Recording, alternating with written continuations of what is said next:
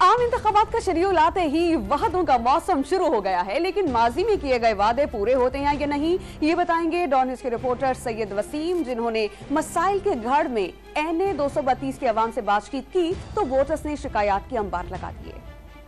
मसाइल के अंबार का बोझ अपने कांधों पर लिए ये है जिला कोरंगी का हल्का एनए 232, जो कि माजी में हल्का एनए 239 था। इस हल्के में 8.5 लाख लोगों की आबादी पर मुश्तमिल ये हल्का है, जिसमें 2,84,000 के करीब मर्द वोटर्स की तादाद है, जबकि 2,45,000 के करीब खवातीन वोटर्स हैं, जबकि हज़ारों वोटर्स इस बार वो वोटर्स हैं जो कि नए वोटर्स हैं और वो अपना हक़ रायदही इस्तेमाल करेंगे।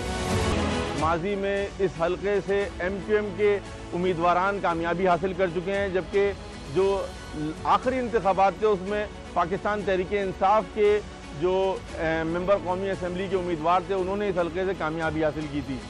क्या यहाँ के जो माजी के मुंतखब नुमाइंदे हैं वो इस हल्के के अवाम का दिल जीत सके हैं? अवाम से बातचीत करके मालूम करते हैं। तो आजमा चुके हैं इस, या तो फिर कोई नई पार्टी आए जो कोई जैसे कारकर्दगी उनकी अच्छी हो, पुरानी तो सारी पार्टी को हम आजमा चुके हैं। बहुत मसाइल हैं यहाँ, सबसे ज़्यादा तो वही जो कचरे का यहाँ पर इतनी गंदगी और इतनी, यहाँ का हर बच्चा आपको तकरीबन तीसरा बच्चा आपको बीमार नज़र आएगा। इतने ज़्यादा जम्स, आप यहाँ से निकल के देखें गेट से बाहर इतना ऊंचा कचरे का ढेर होता है हर वक्त।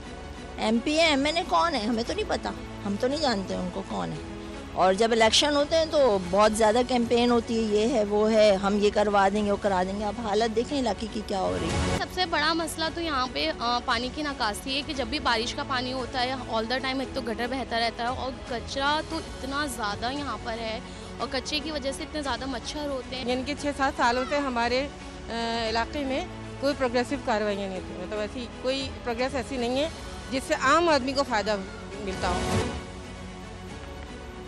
दुश्वार गुजार रास्ते, सामने तवील रकबे पर फैला ये कचरे का ढेर, सामने स्कूल और अकब में डिस्पेंसरी, इस तरीके से गुजर रही है इस हल्के के अवाम की ज़िंदगी। यहाँ के हल्के के अवाम से लोगों से बात करते हैं और उनकी मसाइल जानने की कोशिश करते हैं।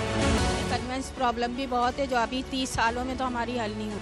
यहाँ रोड पर हमारे पास एक ही बस है जो हमारे घर तक जाती है और 30 साल से हम वही देख रहे हैं। नहीं, हम तो मुतमईन नहीं हैं क्योंकि किसी ने भी कभी कोई काम ही नहीं किया। आए दिन कचरा इतना भरा रहता है ये पे, ना पानी है, ना गैस है, ना बिजली है। रोड की हालत देखें क्या हो रही है। आप 4 दिन से वो लाइन फटी हुई है। कल बच्चों की गाड़ी फंस गई वहाँ, बच्चे बेचारे डूबते डूबते रह गए। इतना पानी है कि आप लोग आके देखें।